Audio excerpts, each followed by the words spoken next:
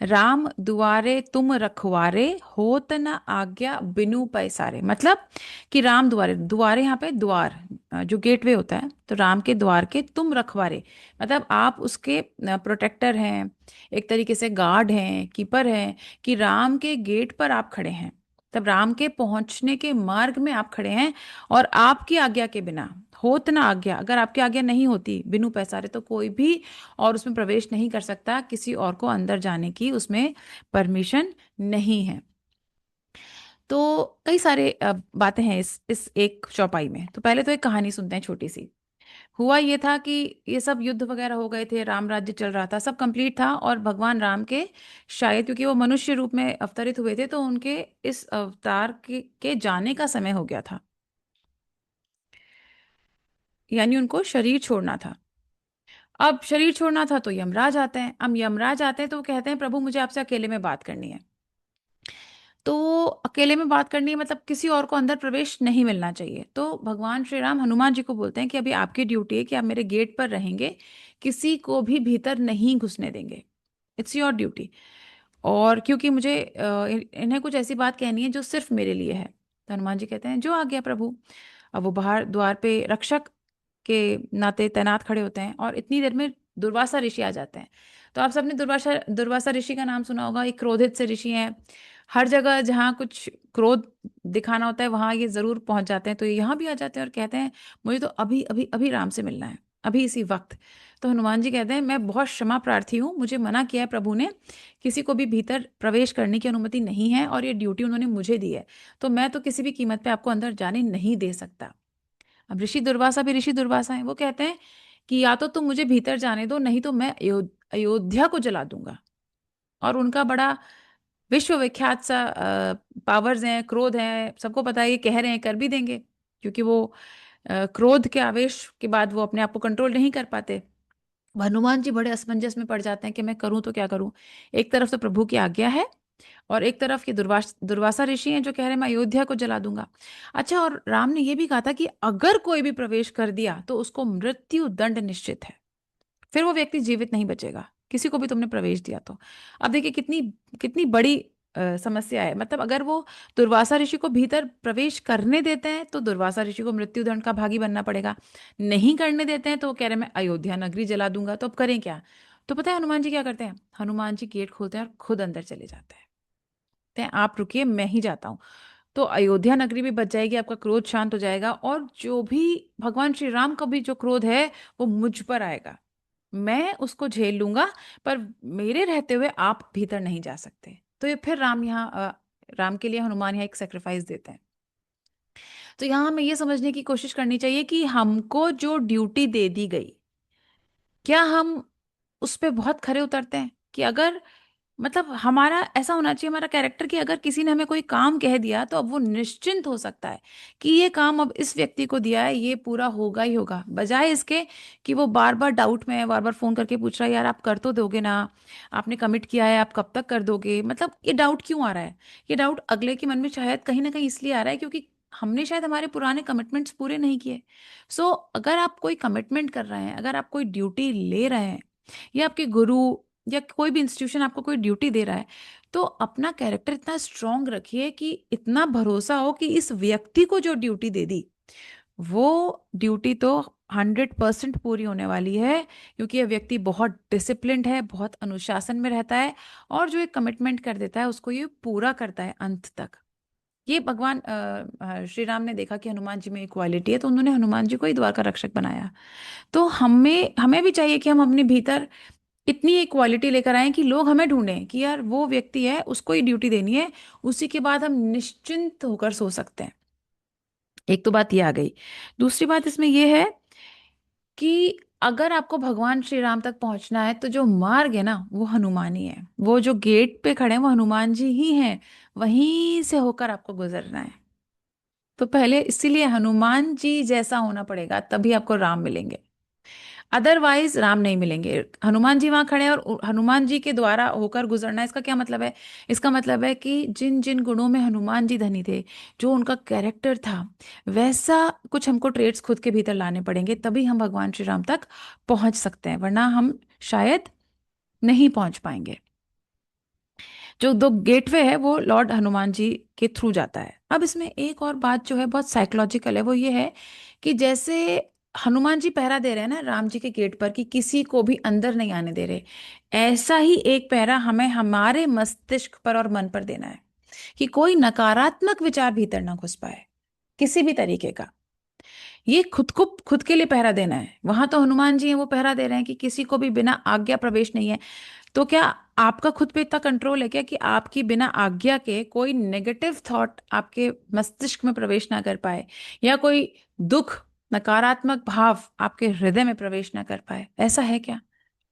तो अपने हनुमान बनिए, खुद पर ऐसा पहरा दीजिए कि कोई नेगेटिव थॉट या कोई बैड थॉट, कोई बैड फीलिंग आपके कॉन्शियस परमिशन के बिना आपको हिला ना पाए, आपको परेशान ना कर पाए।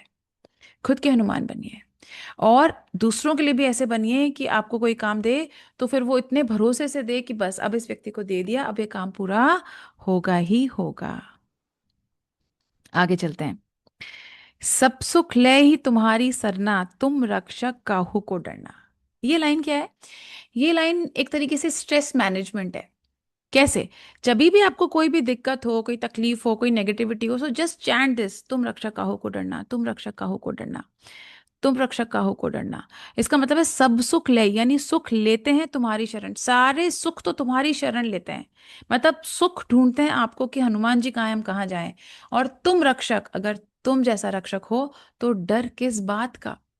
तो अपने भीतर हमको ये विश्वास रखना है कि हनुमान जी हमारे साथ हैं, तो हमें किसी भी प्रकार की कोई टेंशन नहीं है। तो जब भी आपको कोई स्ट्रेस हो, कोई नेगेटिविटी आपको घेरने की कोशिश करे, so just chant these lines, तुम रक्षक काहू को डरना, तुम रक्षक काहू को डरना। और इतने विश्वास के साथ कि सच में जब मेरे पास लॉर्ड हनुमान है तो मैं छोटी मोटी चीजों से क्यों परेशान होना। देखो, भगवान राम का भी जीवन सरल नहीं था। इसका सरल जीवन कभी भी अच्छा नहीं होता। अगर अच्छा होता तो भगवानों ने खुद के लिए सरल जीवन नहीं लिखा होता। उस सरल जीवन का क्या करना कि आप कब तो पैदा हुए, कब आपने जीवन जी लिया, और कब आप ईश्वर को प्राप्त हो गए, मृत्यु को प्राप्त हो गए। उस जीवन का करना क्या जिसमें आपने ना खुद के लिए कोई ग्रोथ ढूंढी, ना आप किसी और के लिए कुछ कर पाए। तो सरलता मत ढूंढिए, सुख मत ढूंढिए। कल भी हमने बात करी थी ना कि मैनाक पर्वत था, जैसे वो मैनाक पर्वत आ जाता है समुद्र में से, तो वो सुख है। उसको मत ढूंढिए, उसकी खोज में मत रहिए। किसकी खोज में रहिए? परफेक्शन की खोज में रहिए, अपनी ग्रोथ के खोज में रहिए। देखिए, बॉडी तब बनती है जब मसल्स को जलाया जाता है, भले ही जिम में या भले ही योगा से, उसके बिना बॉडी नहीं बनती। अब जब बॉडी ही नहीं बनती तो हमारा जीवन तो कहाँ से बनेगा? कभी भी ऐसे मत ढूंढिए कि बस भगवान कुछ दुख मत दे, कुछ तकलीफ मत दे, ये मत मांगिए। उनसे मांगिए कि मुझे शक्ति दो, मुझे इतनी हिम्मत दो कि जो भी चीज, जो भी जीवन है, मैं उसको बहुत आराम से देख पाऊं। तो समस्याएं तो आती रहेंगी, बस मन में विश्वास रखना है कि जब हनुमान जी मेरे साथ हैं तो एक कोई भी समस्या है मुझे नहीं रोक पाएगी। मुझ में अंदर इतनी इंटरनल स्ट्रेंथ है। आगे चलते हैं। आपन तेज समारोह आपे, तीनों लोग हाँकते कांपे। अच्छा, ये लाइन क्यों है? एक्चुअली ना हनुमान चालीसा की हर लाइन के पीछे कोई स्टोरी है। अब सारी तो अपन नहीं सुना सकते, पर इसकी स्टोरी बहुत इंटरेस्टिंग है, ये मैं सुनाती हूँ। आपन तेज यानी आपका तेज, समारोह आपे, आप ही संभाल सकते हो और कोई नहीं संभाल सकता। तीनों लोग हाँकते कांपे, हाँक यानी हुंकार भरना, आवाज देना। तो आपकी एक हाँक पे तीनों लोग कांप जाते हैं। ऐसे आपका बल है, ऐसा आपका प्रभाव है। स्टोरी कुछ यूं है कि ये आपने सुना होगा, अगर रामायण थोड़ी भी आपने समझी हो, कि बाली हुआ करता था जिसके भाई थे सुग्रीव, जो फाइनली राम की मदद करते हैं। तो बाली ने, सुग्रीव का ही राज्य था, और बाली सुग्रीव से उनका राज्य छीन लेते हैं। और छीन कैसे पाते हैं बाली? क्योंकि बाली के पास ऐसा वरदान होता है कि मैं जिस भी व्यक्ति से युद्ध करूंगा, जो भी व्यक्ति मेरे सामने युद्ध करने आएगा, तो उसका आधा बल मुझ में आ जाएगा। ये बाली को आशीर्वाद होता है। तो सुग्रीव और बाली समान बलशाली थे। तो जब भी सुग्रीव उनसे युद्ध करने जाते थे तो उनका आधा बल बाली में आ जाता था, तो सुग्रीव हार जाते थे। अब एक दिन उन्होंने हनुमान को ललकारा, या जाने क्या हुआ कि हनुमान का और बाली का युद्ध होने वाला था। अब हनुमान जी का बल तो हनुमान जी का बल है। तो ब्रह्मा है स्वयं, और ब्रह्मा ने बोला हनुमान जी से कि पुत्र, तुम कृपया करके अपना 10% ही बल लेकर जाना जब बाली के सामने जाओ, इससे ज्यादा मत लेकर जाना। तो हनुमान जी ने कहा जो आ गया प्रभु। तो वो अपना 10% बल लेकर बाली के समक्ष गए। अब जब बाली के समक्ष गए तो 10% का आधा यानी 5% बाली में समाना था। तो वो जो हनुमान जी का जो बल था वो 1%, 2% बाली में समाने लगा। और 2-3% तक आते आते बाली की ऐसी स्थिति हो गई, उसकी नसें फटने लग गई, उसकी बॉडी उसको संभाल नहीं पाई उस ऊर्जा को। जैसे हमारी बॉडी कोई 440 का करंट नहीं झेल पाती, सेम ऐसी हालत हुई बाली की जब हनुमान जी का तेज बाली में प्रवेश करने लगा। तब एक कहते हैं आकाशवाणी हुई, और आकाशवाणी ने कहा कि बाली, तुम जीवित रहना चाहते हो तो यहां से तुरंत भाग जाओ, क्योंकि तुम इनका तेज संभाल ही नहीं सकते। और कहते हैं बाली वहां से भाग गए। ऐसे थे हमारे हनुमान, इतने बलशाली होने के बावजूद भी कितना विनीत व्यवहार है उनका हर चीज में। मतलब राम ने कहा द्वार के रक्षक बन जाओ तो द्वार के रक्षक बन गए, छोटे मोटे काम करने को तैयार हैं। अन्यथा वो शायद एक पल में सब युद्ध खत्म कर सकते थे, लेकिन वो सही नहीं था, क्योंकि युद्ध राम का ही था, तो राम को ही लड़ना था और हनुमान सहायक ही थे। तो कितना भी आप में बल हो, लेकिन आप आप ये ना भूलें कि आप कहाँ खड़े हैं, आपकी ड्यूटीज क्या हैं। सो कभी भी दूसरे के एरिया में जाके, भले ही आपके पास ज्यादा नॉलेज हो, उसके एरिया में जाके उसका काम करने का आप कोशिश ना करें। वो मदद मांगे तो आप जरूर कर दें, लेकिन इस बात का भी ध्यान रखें कि दूसरों का सामान आहत ना हो जाए।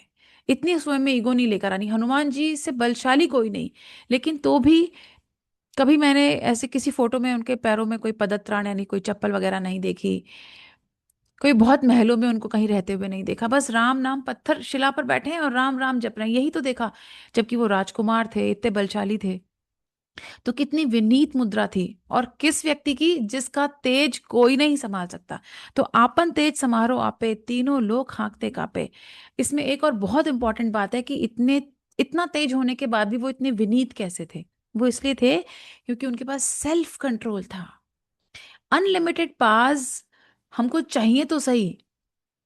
फर्ज करिए, मैं आपसे एक सवाल पूछती हूँ, अगर आपको इसी समय ये शक्ति दे दी जाए कि आप जो बोलें वो सच हो जाए, जो बोलें आपके बोलते ही वो सच हो जाएगा। सो आर यू गाइज रेडी? खुद से पूछे, आर यू गाइज रेडी? कितना हम नेगेटिव बोलते हैं, कितना सारा दिन, और कितना नेगेटिव सोचते हैं।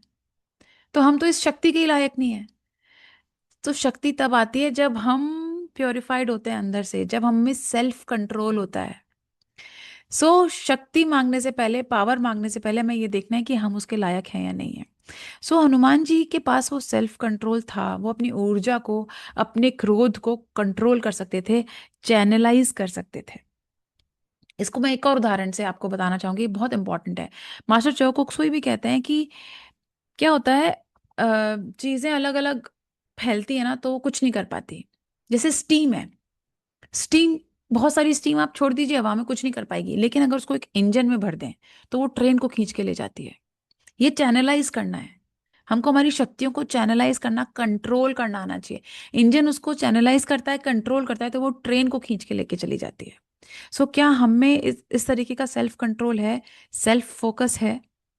एक दूसरा और एग्जाम्पल, ये आप सबने देखा होगा, एक कॉन्वेक्स लेंस से खेलते हैं बच्चे, सन में रखते हैं। अच्छा, ऐसे सन रेज हम पर पड़ रही है, 45 डिग्री टेम्परेचर है, 50 भी है, तो भी आग नहीं लग रही कहीं पर। लेकिन आप कॉन्वेक्स लेंस को कम टेम्परेचर पे भी रखिए और नीचे कुछ भी रखिए, पेपर या कुछ। ये मैं छोटी थी तो मैंने खुद ने एक्सपेरिमेंट किया है, तो वहां पे फायर जल जाती है। क्यों? क्योंकि वो उतने से एरिया की, कितना सा होता है कॉन्वेक्स लेंस, इतना सा, उतने से एरिया की जो सनरेज हैं वो फोकस हो जाती है। तो इतने से एरिया की सनरेज फोकस होकर आग लगा सकती हैं, क्योंकि कॉन्वेक्स लेंस ने क्या किया, उसको चैनलाइज किया, कंट्रोल किया। हमको बहुत पावर चाहिए, और शायद हमारे पास है भी, पर उससे ज्यादा इंपॉर्टेंट ये सीखना है कि हम उसको कंट्रोल कर सकते हैं, चैनलाइज कर सकते हैं। तो please try to do that. और पावर हर तरीके की, थॉट भी एक पावर है, वाणी भी एक पावर है। इसको कोशिश करें, इसको धीरे धीरे धीरे धीरे, एक्शन को तो हम काफी कंट्रोल कर चुके हैं, पर वाणी को भी काफी हद तक कर चुके हैं। मतलब फर्स्ट एक्शन, सेकंड वाणी, एंड थर्ड माइंड तो बिल्कुल भी कंट्रोल में नहीं है। जहां जिस पे गुस्सा आया वहीं वो थॉट आ जाता है, भले ही हम उसको मुंह से नहीं बोल रहे, भले ही हम उसको एक्शन में नहीं ला रहे, पर थॉट आ जाता है। तो प्लीज उसको कंट्रोल करिए, उसको, उसका सेल्फ कंट्रोल बहुत जरूरी है, और ये चौपाई हमें सिखाती है। आगे है, नासे रोग हरे सब पीरा, जपत निरंतर हनुमत बीरा। नासे यानी नष्ट कर देते हैं रोग, जितने भी रोग हैं, हरे हर लेते हैं सब पीरा, पीड़ा मीन्स पेन, जपत निरंतर हनुमत बीरा, मतलब हनुमान जी का जब हम जाप निरंतर करते रहते हैं तो वो हमारे सारे तो रोग हर लेते हैं, सारी पीड़ाएं हर लेते हैं। एक रह गई इसमें, आपन तेज समारोह पे तीनों लोग खाकते कापे, सॉरी, भूत पिशाच निकट नहीं आवे, महावीर जब नाम सुनावे, पहले ये वाली है। तो अब इसमें भूत पिशाच क्या है? देखिए, काल नेमी थे, और सुरसा थी, सिंहनी थी, लंकिनी थी, बहुत सारे थे, ये सारे भूत पिशाच थे। अब ये सारे भूत पिशाच क्या हैं? ये सब रावण के रक्षक थे। ये सब एक जगह होते हुए भी हनुमान को नहीं रोक पाए। सिंह सिंहली को तो कहते हैं उन्होंने एक शायद पंच मारा था जिसमें वो खून की उल्टियां करने लगी थी। और अपन ने देखा कि बाकी वो सुरसा वगैरह से भी किस तरीके से समझदारी से बच के निकलते हैं। तो ये सब के होते हुए भी रावण कुछ नहीं कर पाया, हनुमान जी गए और लंका में आग लगा के आ गए। तो मतलब यह है कि ये सारी चीजें, सारी नकारात्मकता होते हुए भी हनुमान जी की शक्ति इतनी है कि वो जब इनका नाम लिया जाता है तो ये नेगेटिविटी अपने आप खत्म हो जाती है। अब देखिए, भूत पिशाच बहुत सारी तरीके की नेगेटिविटी से इसका मतलब है क्या? एक तो जो प्राणी हीलर्स हैं उन्होंने शब्द सुना होगा एलिमेंटल्स। क्या होता है? हमको बहुत सारी साइकोलॉजिकल इश्यूज हो जाते हैं, जैसे स्ट्रेस है, डिप्रेशन है, एडिक्शन है, फोबियाज हैं, बहुत सारी चीजें हो जाती हैं हमें। तो वो क्यों है? या जैसे कई बार ऐसे कहते हैं ना, प्रेत बाधा भी आ गई, जैसे कल भी हमने इस बारे में थोड़ी बात करी थी कि आदमी बिहेव अजीब तरीके से करने लगता है। सो उसको साइंटिफिक लैंग्वेज में, प्राणी हीलिंग की लैंग्वेज में हम उसको बोलते हैं एलिमेंटल्स। वो एलिमेंटल्स हैं जो हमारे चक्रास के भीतर चले जाते हैं और हमें एक पर्टिकुलर वे में बिहेव करने के लिए कहते हैं। वही हमारे भूत पिशाच हैं, हमारे आज के भूत पिशाच। उनको कैसे कंट्रोल करना है? तो हनुमान जी की एनर्जी ऐसी है कि आप जपत निरंतर हनुमत बीरा, महावीर जब नाम सुनावे, जब जब जब आप महावीर जी का नाम सुनाएंगे तो वो एनर्जी हमारे भीतर जाके, हमारे चक्रास के भीतर जाके उन एलिमेंटल्स को डिसइंटीग्रेट कर देगी। जैसे हम चैंट करते हैं, ओम नमो रामा ओम करते हैं, खाली हम ओम का भी चैंट करते हैं, तो जो प्राणी हीलर्स हैं दे कैन स्कैन कि ओम चैंट से पहले या किसी भी एक चैंट से पहले उनकी एनर्जी बॉडी कैसी थी और बाद में कैसी है। तो आप हनुमान जी का नाम बार बार चैंट करेंगे तो ये आपके जो एलिमेंटल्स हैं, जो आपके रूट्स तक, वेब तक, आपके बहुत ही अंदरूनी हिस्से तक पहुंच चुके हैं, वो भी डिसइंटीग्रेट हो जाते हैं। इसलिए कहते हैं हनुमान चालीसा बार बार पढ़ो, बार बार पढ़ो। और जो अवेयरनेस के साथ हनुमान चालीसा पढ़ेगा, वो आप सोचिए, क्या वो डिप्रेशन में रह सकता है? क्या वो स्ट्रेस में रह सकता है? वो रह ही नहीं पाएगा, क्योंकि वो उसके अंदर एलिमेंटल जीवित ही नहीं रह पाएंगे, वो भस्म हो जाएंगे हनुमान जी के नाम भर से ही। एक और चीज इसमें है कि एक सिंह का की एक और कहानी है कि वो क्या करती थी, वो किसी व्यक्ति की परछाई पकड़ लेती थी। मतलब जैसे हनुमान जी उड़ के जा रहे हैं तो परछाई तो उनकी जल पर पड़ रही है, तो वो परछाई पकड़ लेती थी, और हनुमान जी की भी परछाई पकड़ ली उसने। पर अंततः हनुमान जी ने उससे भी मुक्ति पा ली। अब यहाँ जो परछाई शब्द है ना, ये भी एक प्रकार का भूत पिशाच है। कैसे? परछाई क्या है? परछाई ना हमारे ओल्ड पैटर्न्स हैं, हमारी ओल्ड मेमोरीज हैं, कई बार चाइल्डहुड ट्रॉमास होते हैं हमारे, या कई बार हमारे पास जन्म के कर्मास भी होते हैं जो हमको इस यहाँ पे अभी तक भी हमको बहुत दिक्कत दे रहे हैं।